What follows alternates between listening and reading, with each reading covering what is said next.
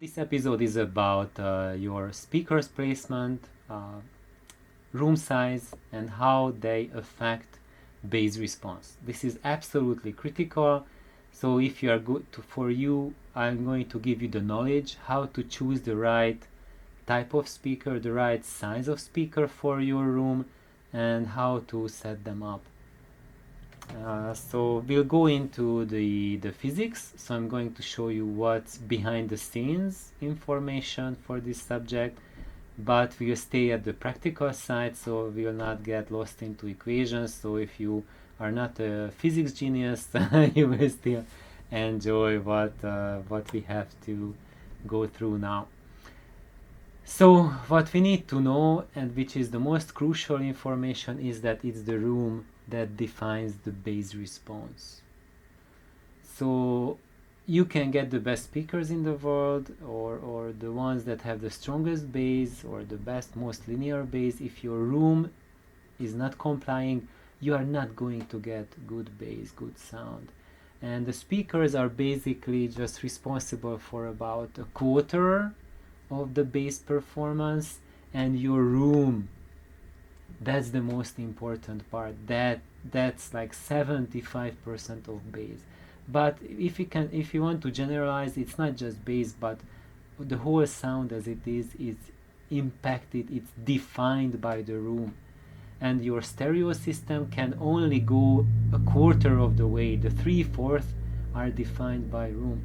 And I want to share you an experience that I had, is that when the TEDx series of the Bach collected works came out, there was an initiative at my university, college town, that there was a theater group, and they played the entire 172 CDs collection during the span of a week. So they played Bach non-stop, and it was a 1 week endeavor, and they were really fortunate that they had as the place to play it the old synagogue, which was not used as a synagogue anymore, but they set there up a pair of big speakers and amplifiers and a pair of CD players that they swapped in and out so that they can handle working non-stop for a week. And it was a really basic system. It wasn't even an audiophile system, but it was perhaps the best experience I had for choir music and reproducing orchestral works and Bach's cantatas. And so that's how much the room acoustics sound. So because it was replayed in a basic system, in an excellent acoustic environment, it sounded at least as good or even better than the most expensive stereo gear you can ever imagine in your living room. So I just want to repeat this fact again, that if you have the perfect room acoustics, even a mid-fi gear will murder, hands down, the best stereo in the world in your living room. So, and we must never ever underestimate this fact. It's your room that defines sound. And with the stereo gear, you can go just a step or two at best, but most of it you will have to invest into your room and really have design a perfect listening room. And I really have to disappoint everyone, because the listening rooms that most of us can come up with, and when you use audio design principles to come up with a room, it's not going to sound anything like a concert hall. You really need a concert hall or a church to have concert hall or church acoustics. If you have a perfectly designed audio room that's not the size of a concert hall, it will not sound like a concert hall. it can give you a very nice experience, but not that experience. So my ultimate response or advice is, if you are not happy with your bass, you don't think it's real, then you have to change your room. So you should get a concert hall or something like that size to have the same experience with bass and space.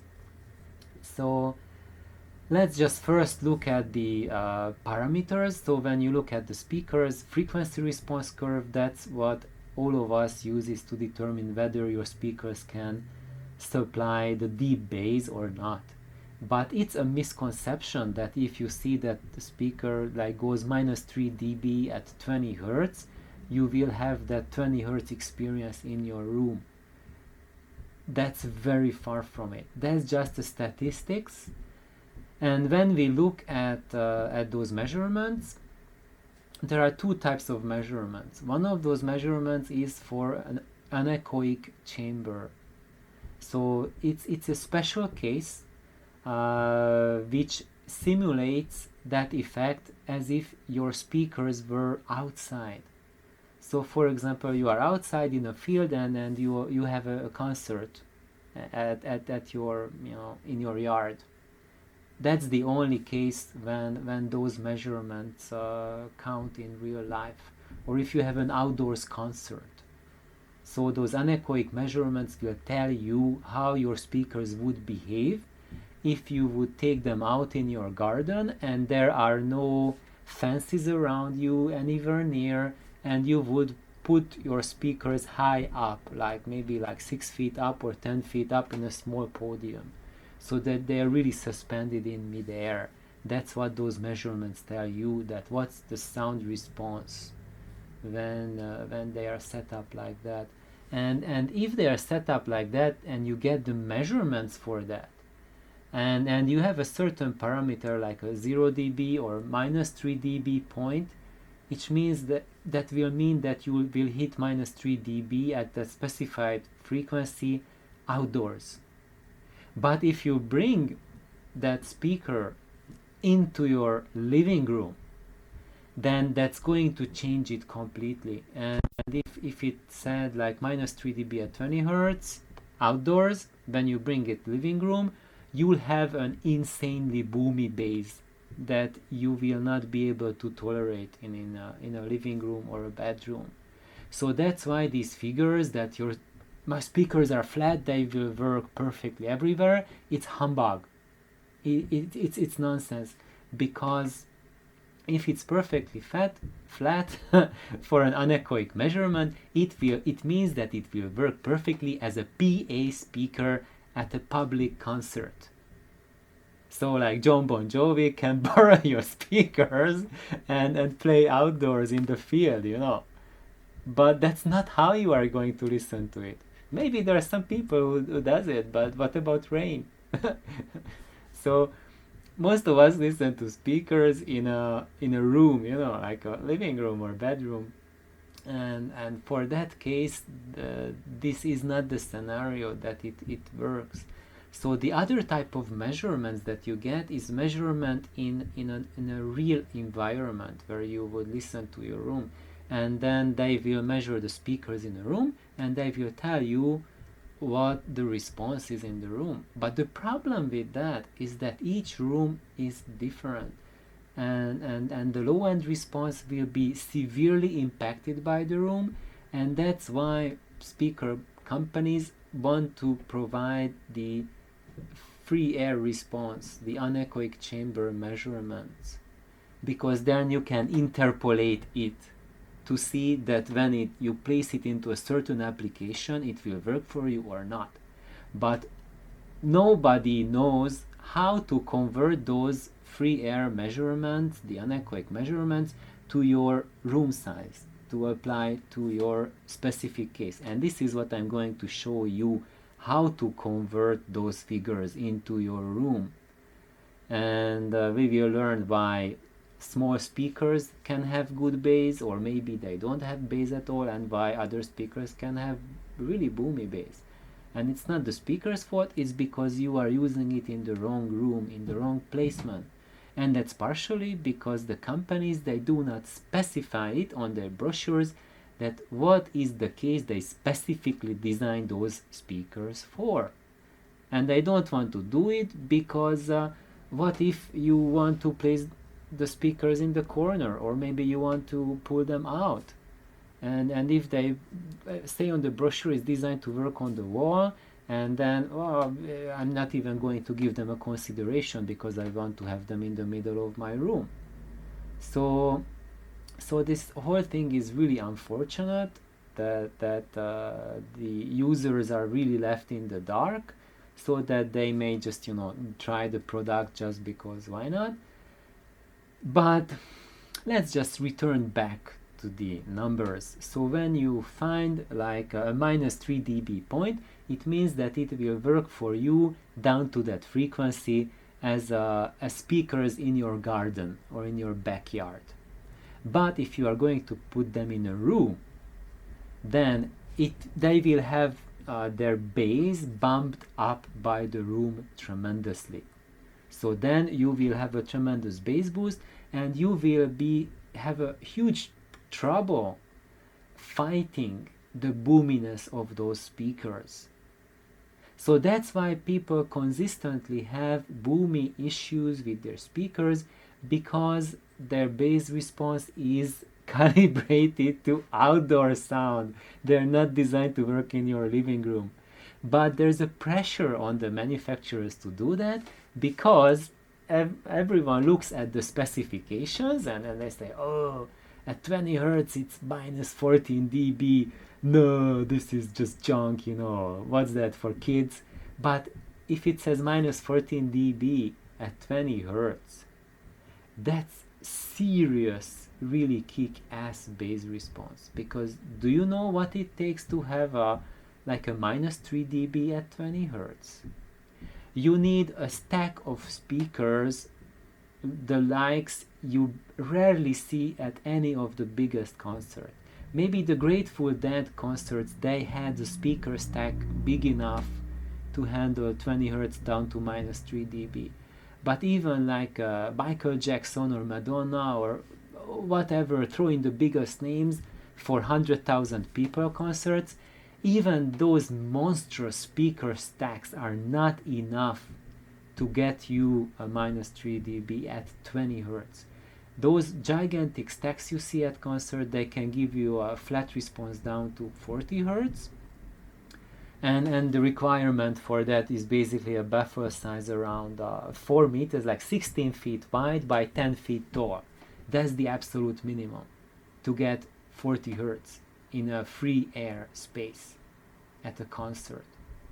Wanna go lower, you have to go Grateful Dead way to have those gigantic walls of speakers.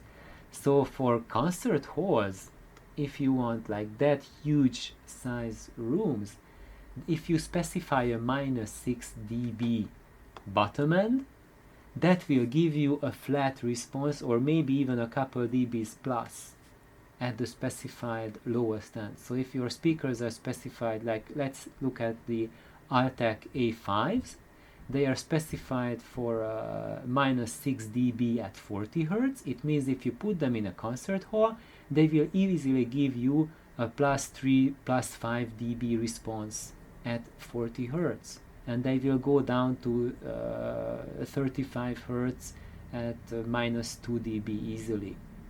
So don't be alarmed that it's at minus 6 dB in an anechoic chamber, because when you put it in a real room, even if it's a gigantic concert hall, it will bump up the response quite a bit.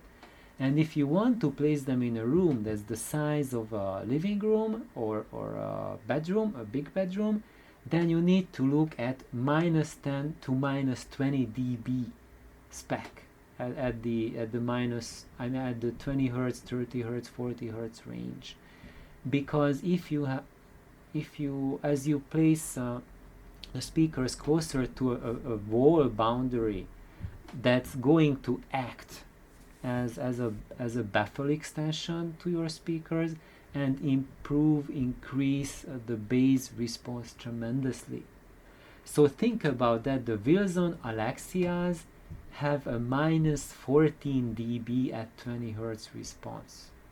And no one can say that the Wilson Alexias are bass shy. They have really tremendous low end. And minus 14 dB will bump up to plus dBs when placed into a real room. So that's why, for example, there's the audio note A and E's.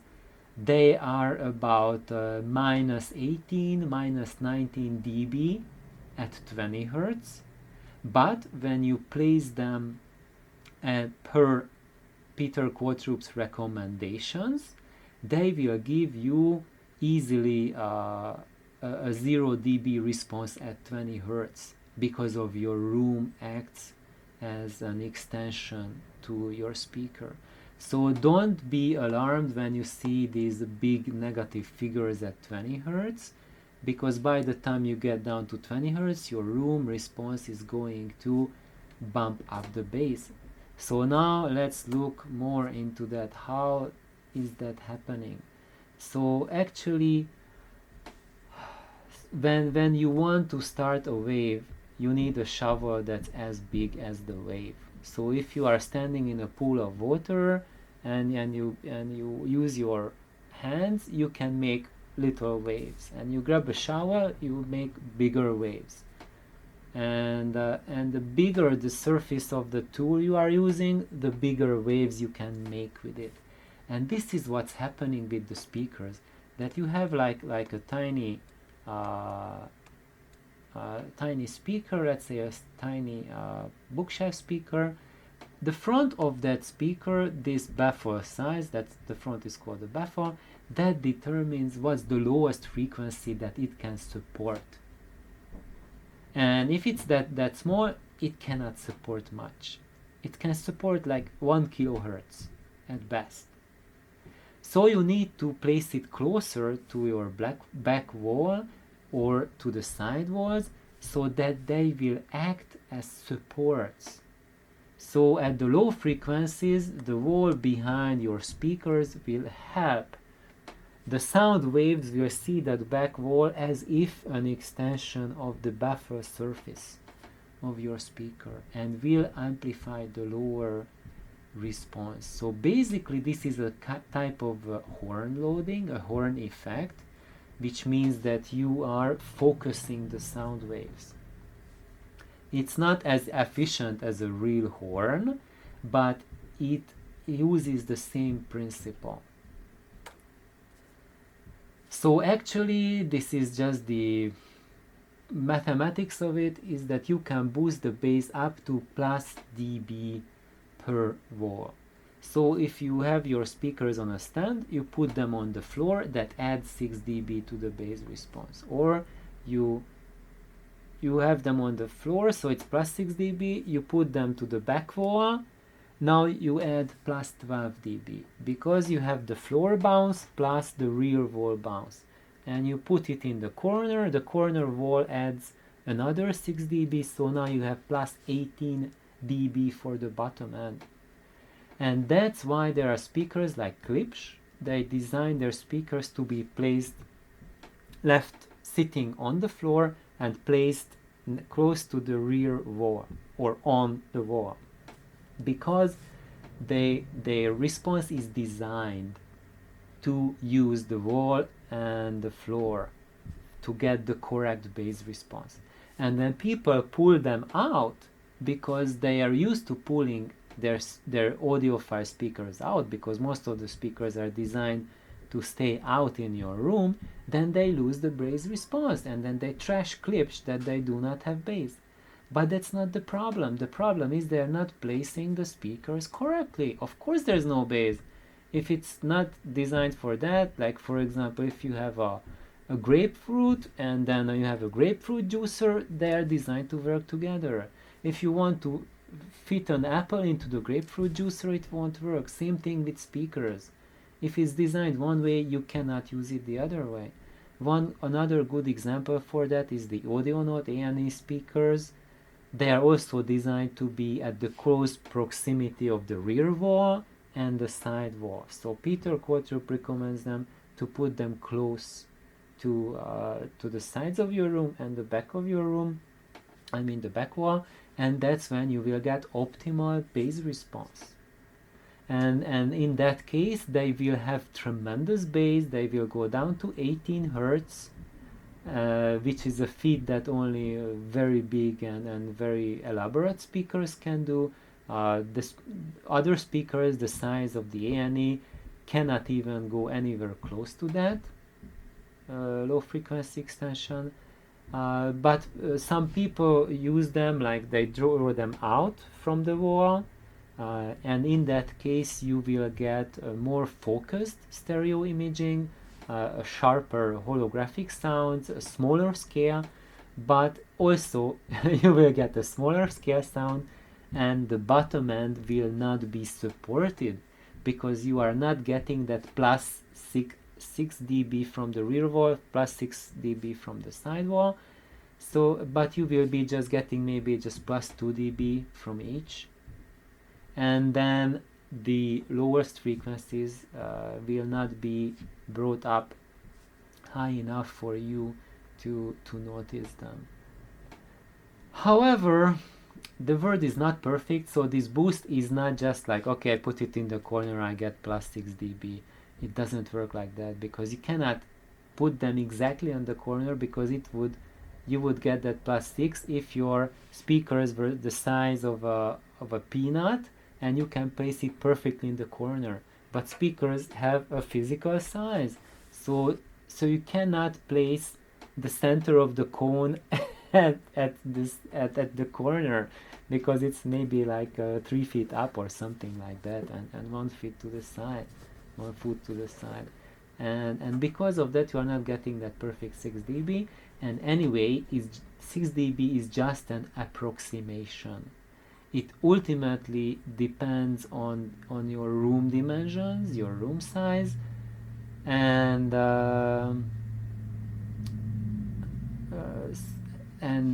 how it interacts with your speakers. So eventually, if you don't want to have this boost from the walls, the only way to do that, to avoid that scenario, is to place your speakers at the very exact middle of the room.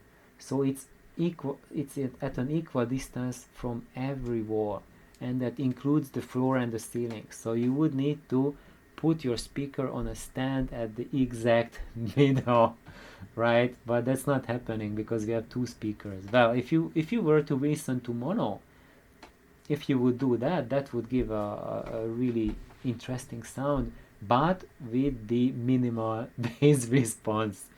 And people want to do that kind of scenario because the further you are away from the wall, the more you are avoiding the reflections from the wall, which eventually smear the imaging. So here's the compromise.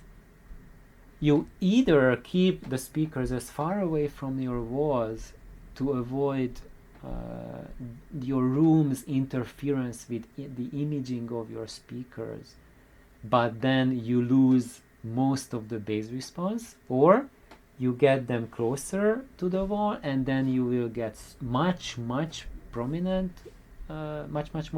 bass response, but you can compromise the imaging integrity.